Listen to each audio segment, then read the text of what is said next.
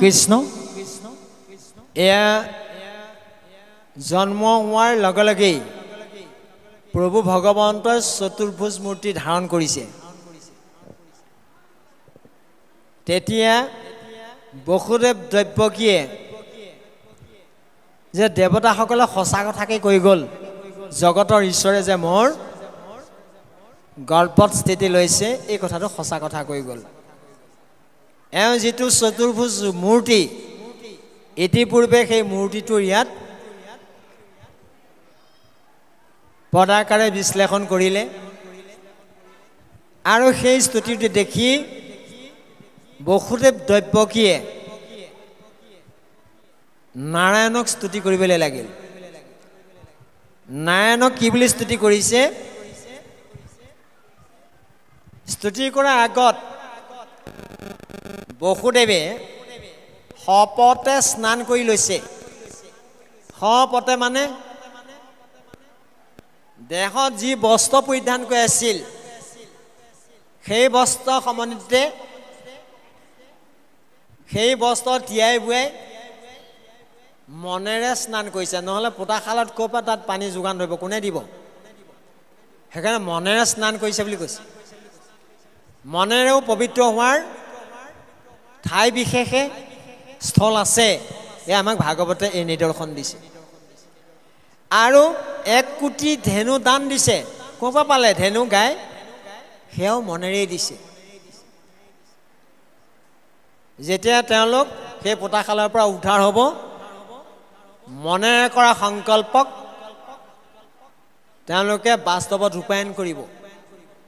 সেইকাৰণে এতিয়া মনেৰে দি থৈছে আপোনালোকে ফুলনি থানত শৰাই এভাগ দিম বুলি মনে আগবঢ়ালে সেনাখনে হৈ গ'ল পাই গ'ল ফুলনি থানে মনটোহে আচল কথা কিন্তু সেই মনটো এদিন ফুলনি থানলৈ আনিবই শৰাই ভাগ আনিবই ঠিক সেইধৰণে ইয়াত 1 অযুত ধেনু দান দিছো বুলি কৈছে আৰু শপতে স্নান কৰিবলৈ দিছে বুলি কৈছে কেনেকৈ মনে আচল পানীত তেওঁলোকে গা ধোৱা নাই মনেৰে স্নান কৰিছে আচল ধেনু দিয়া হোৱা নাই মনেৰে দি থৈছে যিদিনাখনে আপোনালোকে ফুলনিত শৰাই দিম বুলি মনে ভাবিলে যেতিয়া ঈশ্বৰে পাই গ'ল ফুলনি থানৰ ঈশ্বৰে পাই গ'ল এয়া বসুদেৱে সেইটোকেই কৰিছে কি কৈছে যে কৃষ্ণৰ জন্ম পাৰিলা মহা আনন্দক কৃষ্ণৰ জন্ম তেওঁলোকে বৰ আনন্দ পালে অযুতকে ধেনু মনে দিলা ব্ৰাহ্মণক 1 অযুত ধেনু ব্ৰাহ্মণক দান দিছে বিষ্ণুৰ প্ৰভাৱ জানি ভয় পৰি হৰি কৰিবে লাগিলা স্তুতি কীৰ্তনাঞ্জলি কৰি তেতিয়া তেওঁলোকে স্বয়ং বিষ্ণু বুলি জানি কীৰ্তনাঞ্জলি কৰি স্তুতি কৰিব লাগিছে কি বুলি জানিলো সাক্ষাতে তুমি পুৰুষ পুৰাণ যি পুৰুষ পুৰাণ কাক বোলে পৰম পুৰুষক বোলে পুৰুষৰ পুৰাণ মানে পুৰুষবিলাকৰ ওপৰলা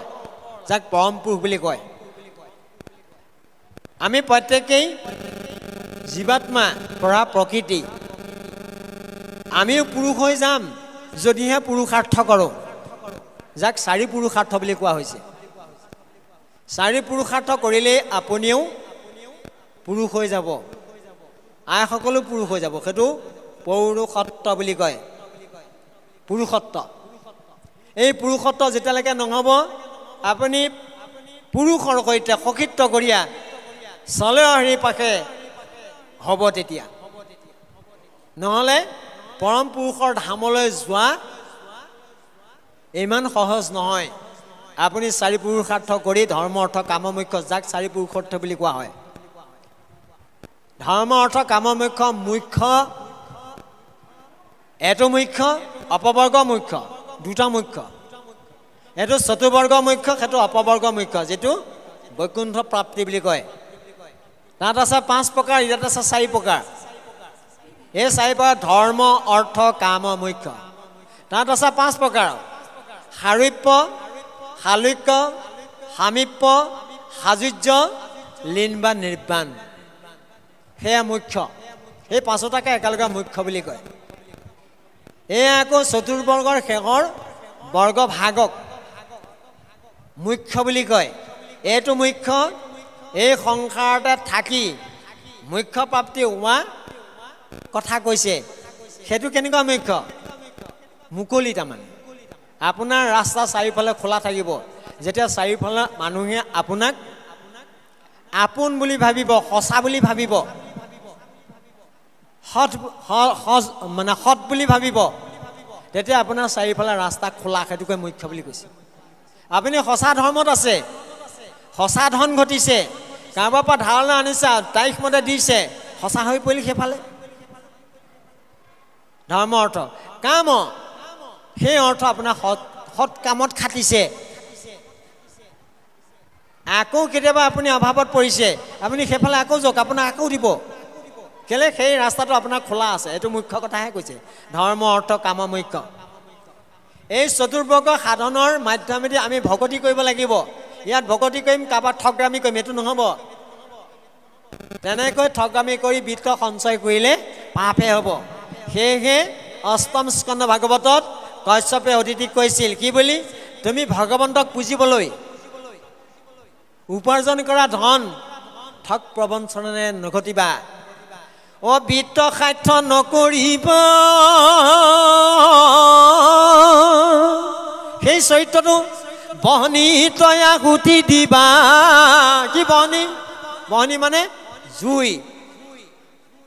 সূতাখন সেই সূতাখন কাক বুলিছে মূল সূতাখন ৰাম নাম হৰিনাম সূতাখন পাতক শুকান বন খন্তেকতে দহি কৰে চন সেই ৰাম নামে তুমি বেদ ভট চৰিত্ৰটো পুৰি পেলাবা বহনিত আহুতি দিবা পুৰি পেলাবা কেনেকৈ মূল মন্ত্ৰ কৰিবা উচ্চাৰ মূল মন্ত্ৰ হৰি ৰাম এই মূল মন্ত্ৰ এই মূল মন্ত্ৰ উচ্চাৰণৰ মাধ্যমেদি তোমাৰ সেই বেয়া স্বভাৱটো পুৰি পেলাবা এয়া কশ্যপে অদিতিক দিয়া উপদেশ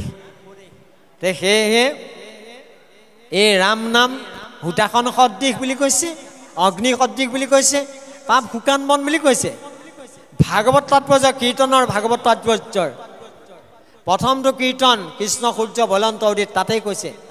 পদচন্দত কৈছে 24 চন্দত লিখা আছে তাত সুন্দৰকৈ কথাখিনি গোটেই ভাগৱত তাৎপৰ্য দুটা অধ্যায়ত শেষ কৰি পেলালে গুৰুজনাই গোটেই ভাগৱতখন কিনো কৃষ্ণ সূৰ্য বলন্ত উদিত সেয়ে মহাপুৰুষ মাধৱদেৱে কি বুলি কৈছে ভাৰত পুৰাণ আদি যত এ প্ৰকাশ কৰ এ নানামত যত মহাজন খবৰ সভাৰ মধ্যত পৰম আনন্দৰ সময় কোটি সূৰ্য সম প্ৰকাশয় মহাভাগৱত নুকন্ত যাৱে বেকত কোটি সূৰ্য সমান প্ৰকাশ মহাভাগৱত গতিকে এই ভাগৱত সূৰ্য কৃষ্ণ সূৰ্য গোটেই ভাগৱত তাৎপৰ্য মূল ঘোষাপাকি কি বুলি লিখিলে কৃষ্ণ সূৰ্য ভৈ লান তয়ুদিত নামে ধৰ্ম কৰিলা বিদিত এয়া ভাগৱত তাৎপৰ্য মূল ঘোষা শংকৰদেৱে লিখিছে দ্বিতীয় ঘোষা কি সেইজন কৃষ্ণ সূৰ্যৰ লগত আপুনি বান্ধৱ পাতক তেনেহ'লে আপোনাৰ একোলেকে ভয় নাই সেই বান্ধৱ পাতিছিল কাৰণে কৃষ্ণি সুত পায় আজি সেই দুখৰ পৰা সেই ভয়ৰ পৰা নিবৃত্তি পাইছে পৰিত্ৰাণ পাইছে কৃষ্ণি সুত পায় আহি পেলাই বসুদেৱ দৈৱকী হৈছে এইটো জন্মত পূৰ্বকালত বসুদেৱ আছিল কৃষ্ণি আৰু দৈৱকী আছিল সুতপা কি দৈৱকী আছিল কৃষ্ণি আৰু বসুদেৱ আছিল সুতপা সেই কালতে তেওঁলোকে ভগৱন্তক সন্তুষ্ট কৰি থৈছে তেতিয়া সন্তুষ্ট কৰি ভগৱন্ত পুত্ৰৰূপে লাভ কৰি থৈছিল কৃষ্ণে গৰ্ভত ধাৰণ কৰাৰ কাৰণে তেতিয়া ভগৱানে নাম লৈছিল কৃষ্ণী গৰ্ভা ভগৱন্তৰ নাম তেতিয়া এতিয়া সেই ভগৱন্ত কৃষ্ণী গৰ্ভাই দৈৱকী গৰ্ভত স্থিতি লৈ পেলাই গৰ্গ ঋষিৰ নামাকৰণত কি নাম পালে কৃষ্ণ কৃষ্ণ নাম পালে যিটো নামে পৃথিৱীৰ মানৱ জীৱক কৰ্ষণ কৰাৰ যিটো নামে মানৱ জীৱৰ কৰ্ষণ কৰাৰ মূল মন্ত্ৰ হিচাপে থৈ গৈছে কৃষ্ণহেন শব্দ এইটো কৃষ্ণ শব্দটো নামান্বয়ত কৈছে কৃষ্ণহেন শব্দ এইটো পৃথিৱী বাচক ভৈলা ন আনন্দক প্ৰৱৰ্তয় যিটোৱে নাম লৈ আমি ৰোমন্থন কৰিম সেয়া হ'ল কৰ্ষণ কৰা এই কৰ্ষণ কৰোঁতে যেনেকৈ নাঙলে পৃথিৱী কৰ্ষণ কৰি পৃথিৱী চাহ কৰি নিৰ্মল কৰি দিয়ে আমি কৃষ্ণ নামে এই পৃথিৱীখনক কৰ্ষণ কৰি এই পৃথিৱীখনক নিৰ্মল কৰিব পাৰিব লাগিব যেতিয়ালৈকে নিৰ্মল কৰিব নোৱাৰিম চিত পৰ্যন্ত তেতিয়ালৈকে কিন্তু ভগৱন্তই আমাৰ এই দেহত স্থিতি নলয় চৈতন্য ৰূপে চিত পৰ্যন্ত পৰিশোধন কৰিব লাগিব তেওঁৰ নামে কেশৱৰ কৃষ্ণৰ আন্ত নাম কেশৱৰ সেৱাই জাত ধৌত ভৈল চিত হুৱে তাত তেবে আহি ঈশ্বৰৰ বিদিত সেইটো দেহতহে প্ৰভু ভগৱন্ত আহি পেলাই থিতাপি ল'ব এইটো হ'লে খাটাং কথা ইমান সুন্দৰকৈ আমাক ভাগৱতে বুজাইছে তথাপিতো আমাৰ বহু লোকৰ ভাগৱতৰ প্ৰতি ঈশ্বৰৰ প্ৰতি বিশ্বাস আজিকো প্ৰতি আনিব পৰা নাই যিটো বিশ্বাস দৃঢ় বিশ্বাস হ'লেই নহ'ব দৃঢ় বিশ্বাস হ'ব লাগিব দৃঢ় বিশ্বাসতহে আপোনাৰ দেহত ভগৱন্তই চৈতন্য ৰূপে বিৰাজ কৰিব আৰু ভগৱন্তই যেতিয়া চৈতন্য ৰূপে বিৰাজ কৰিব তেতিয়া আপোনাৰ কোনো একোলৈকে ভয় নাথাকে সেইকাৰণে এওঁ ভয় দূৰ হ'ল এওঁলোক দুজনৰ আৰু দূৰ হোৱাৰ লগে লগে তেওঁলোকে স্তুতি কৰিছে কি বুলি যে তুমিয়েই কেৱল সঞ্চা বাকী চব মিছা ইয়াত সাঞ্চা বুলি লিখিছে শব্দত কেইটামান ইয়াত ভুল পাইছোঁ এই কেশৱানন্দৰ পেইণ্টিং গণ্ডগোল অন্য একো নাই বাৰু যায় কি নহওক এইটো সঞ্চা হ'ব লাগে সাঞ্চা হ'ব লাগে ইয়াত সঞ্চা লাগে এই সঞ্চা হ'ব লাগে সঞ্চা মানে সঁচা সাঞ্চা মানে জুগুটোৱা বা গোটোৱা ইয়াত কৈছে তুমি সে কেৱল সাঞ্চা নহয় তুমি সে কেৱল সঞ্চা হবে মায়াময় তোমাৰ দেখে হন্তে হবে সৃষ্টি স্থিতি লয় ব্ৰহ্মৰূপে সজাপালা ৰূপে বিষ্ণু ৰূপ ধৰি ইয়াত ব্ৰহ্মৰূপে বুলি আছে ব্ৰহ্ম নহয় ব্ৰহ্মা ৰূপে তুমি কি কৰা সজা বিষ্ণু ৰূপে পালা আৰু ৰুদ্ৰৰূপে সংহাৰ কৰা এয়া তৃতীয় স্কন্ধ ভাগৱতত কৈছে যিনো অনাদি নাৰায়ণ তেওঁ ত্ৰিমূৰ্তি ধৰিলে তিনিটা গুণ সৃষ্টি কৰিলে তেওঁ অনাদি নাৰায়ণে তেওঁ তিনিটা গুণ সৃষ্টি কৰিলে তিনিটা গুণ কি এক নম্বৰতে ৰজ আমি ক'বলৈ ভাল পাওঁ কাৰণে আমি এক নম্বৰতে সত ৰজ তম এনেকৈ কওঁ আচলতে এক নম্বৰতে ৰজ নহ'লে সৃষ্টি নহয় আৰু এনেও আদি জীৱ ৰজ ব্ৰহ্মাই ৰজ মূৰ্তি ধৰিলে ব্ৰহ্মাই দুই নম্বৰতে হ'ল সত মূৰ্তি ধৰিলে বিষ্ণুৱে তিনি নম্বৰত মূৰ্তি ধৰিলে তমে তম মূৰ্তি ধৰিলে তম গুণত ৰুদ্ৰই তিনিওজনে মূল সত্তাক স্তুতি কৰিলে স্তুতিৰ অন্তত ক'লে যে পিতা আমাক কেলে সৃষ্টি কৰিলে তেতিয়া অনাদি ঈশ্বৰে ক'লে শুনা ব্ৰহ্মা শুনা বিষ্ণু শুনাতি পুৰাৰী আজি ধৰি তিনি কোপাতি লৈ অধিকাৰী এই জগতৰে ঈশ্বৰতি নিউ তিনি নাম সৃষ্টি স্থিতি প্ৰলয়তি নিৰুতি কাম তিনিজনৰ তিনিটা কামৰ কাৰণে মই তোমালোকক সৃষ্টি কৰিলোঁ ব্ৰহ্মাই সুধিলে যে তিনিজনৰ তিনিটা কাম কৰি থাকিম কোনটো কাম কৰিম এই শুনি উক ব্ৰহ্মা তুমি সৃজিও জগত সুৰা সুৰ নাগ নৰ পশু পক্ষী যত ভাল মতে দিবা দৃষ্টি সৃষ্টি কয় আপোনে সৃষ্টি কছ জীৱা তুমি এবেৰ যোগুনে তুমি ৰজগুণৰ সৃষ্টি যে ৰজগুণতেই তুমি সৃষ্টি কৰা কি কি সৃষ্টি কৰিবা সুৰা সুৰ নাগ নৰ পশু পক্ষী গছ লতা তৃণতৰু চাৰিমুঠি জীৱ সৃষ্টি কৰা এতিয়া বিষ্ণুক উদ্দেশ্যি ক'লে মোৰ নিজ অংশ তুমি বিষ্ণু বনমালী সততে থাকিবা তুমি জগতকে পালি মোৰ নিজৰ শক্তিৰে উৎপন্ন তুমি বিষ্ণু গতিকে তোমাৰ অকণমান শক্তি বেছি সেইকাৰণে তোমাক অপঞ্চ এটা দায়িত্ব দিছোঁ এ নিৰ্বলিক অন্যায়ন কৰে যেন বলি সন্তক ৰাখিবা তুমি দুষ্টক নিদলি এইটো তোমাৰ অপঞ্চী দায়িত্ব এইবাৰ ৰুদ্ৰক ক'লে নিজৰ নামেৰে নামাকৰণ কৰি অকণমান ওপৰলৈ উঠাই লৈছে বেয়া কাম কৰাব যে ৰুদ্ৰহঁতে বেয়া কাম কৰাব যে সংহাৰ কামটো কৰাব সেইটো ভাল কাম নহয় নহয় সেইকাৰণে তেওঁ নিজৰ নাম দি লৈছে মহেশ্বৰ কোন যিজনে কৈছে সেইজনে মহেশ্বৰ মহা ঈশ্বৰ সেইকাৰণে তেওঁ নাম দি লৈছে তেতিয়াৰ পৰাই তেওঁৰ নাম মহেশ্বৰ হ'ল কি বুলি শুনা মহেশ্বৰ আবে বচনয়া মাৰ ইটো ত্ৰিজগত খান তোমাৰ অধিকাৰ কালান্ত কৰুত ৰূপ ধৰিয়াই পোনে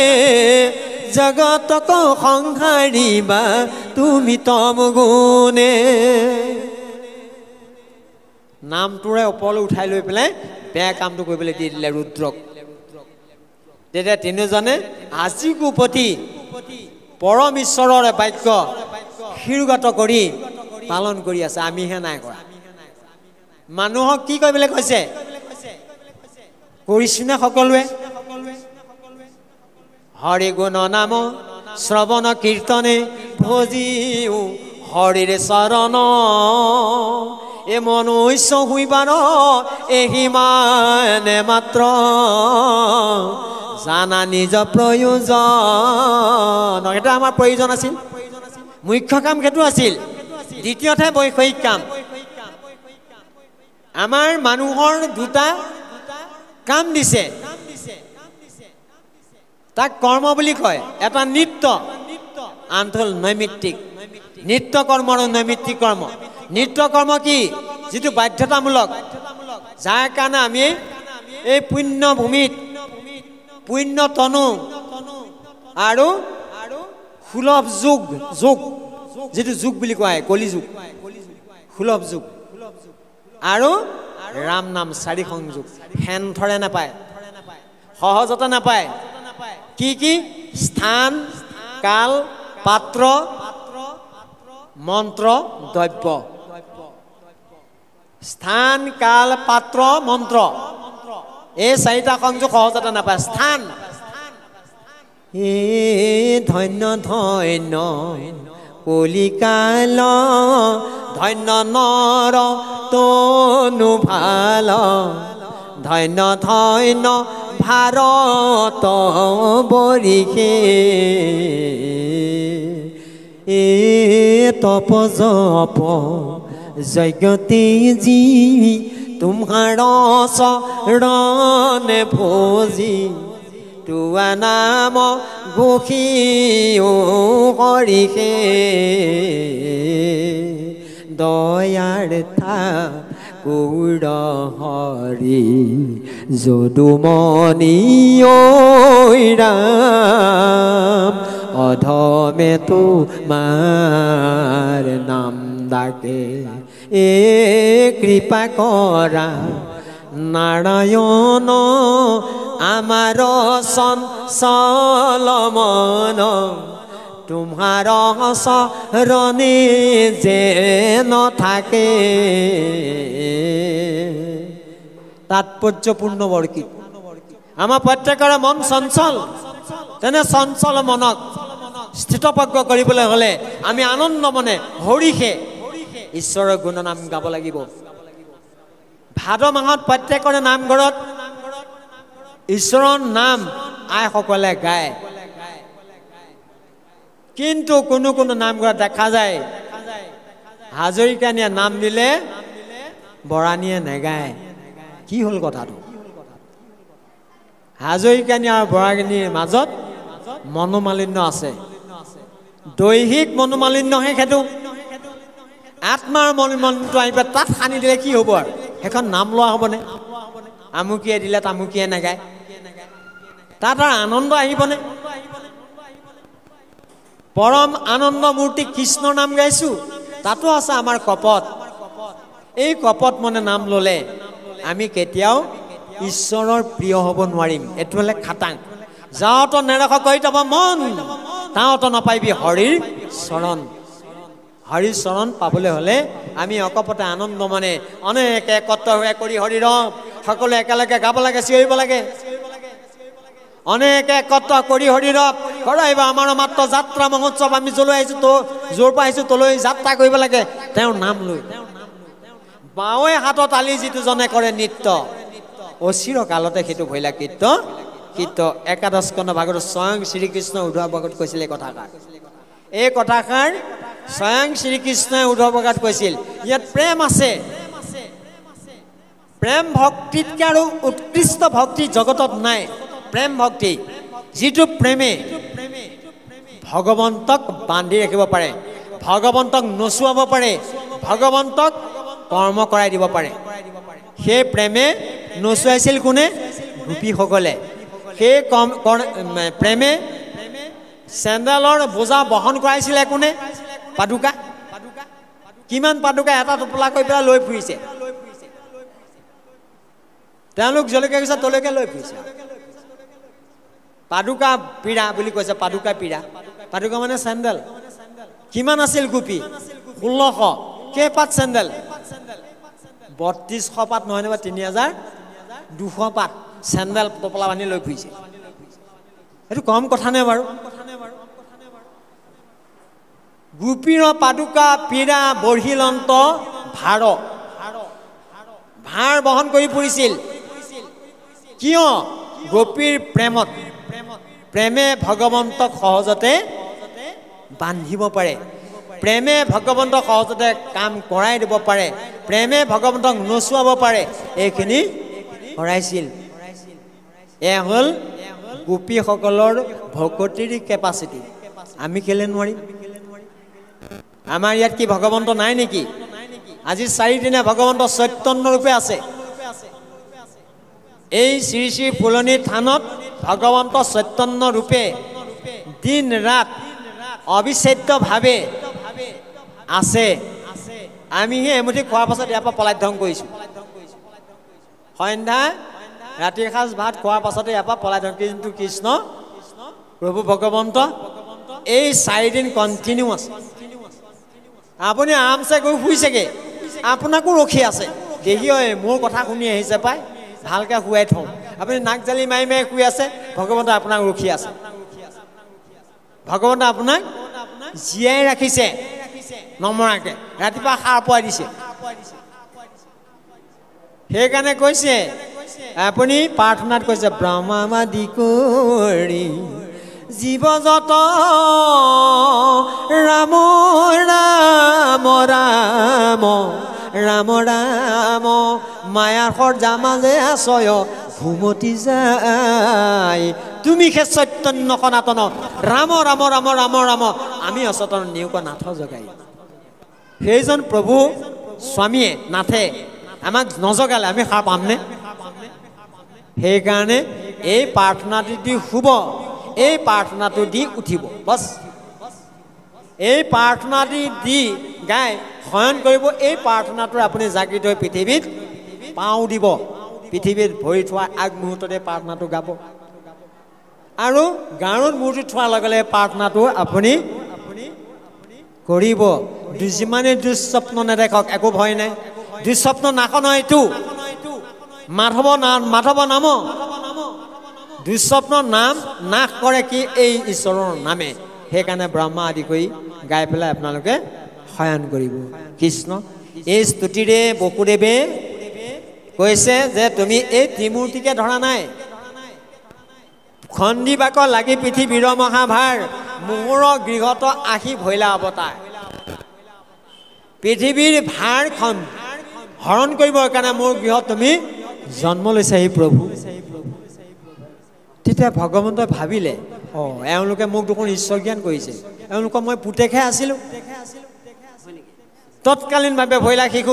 তৈতে প্ৰভু নাৰায়ণ কীৰ্তনত পাইছে নহয় কীৰ্তনৰ শিশুলীলা প্ৰথমটো কীৰ্তনতে সকলোতো মুখস্থই আছে সেইখিনিকে লিখি আছে ইয়াত প্ৰথম কীৰ্তনটোৰ কথাকে ইয়াত লিপিবদ্ধ কৰিছে কৃষ্ণ কৃষ্ণ ৰাম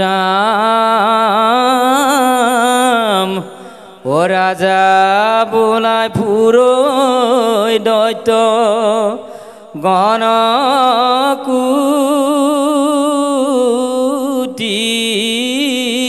কুটি সিটো দৈত্য সেনা মাৰি কৰিবা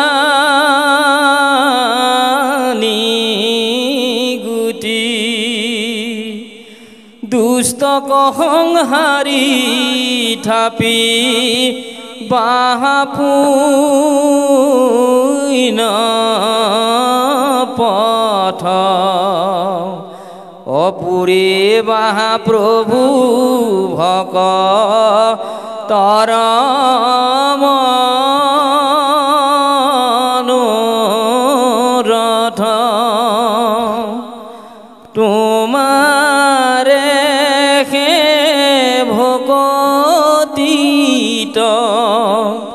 ভুকুতি মুকুতি কৰিলন্ত বসুদেৱ আনুনানা তুতি কংসৰায় দৰে টান থিৰনুহি কয় অকৃষ্ণ কবুলন্ত প্ৰভু শুনায় অভিপ্ৰায় তুমি উপজিবা শুনি আকাশী বচন পাপী কংসে মাৰিল মাৰ ভাতৃগণ তোমাৰ কথা কয় এটি খনে পাইব জান খান্দা ধৰি ধাইব কংস অন্তক সমান ওৰা সাৱধানে থাকা প্ৰভু হুয়া চকিত পাপিষ্ঠক দৰে মোৰ থিৰ নুহিচিত এহে বুলি বসুদেৱ মৌন হুয়া আছে দৈৱকী পুত্ৰ মুখ দেখিলন্ত পাছে মহাপুৰুষৰ চিহ্ন জানি মহাসুতি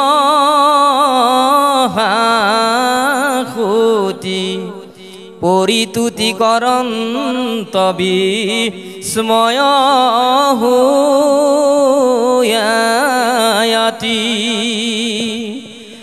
ৰামজিতু ব্ৰহ্মৰূপ নিৰাকাৰ নিৰঞ্জন তেন্তে তুমি সাক্ষাতে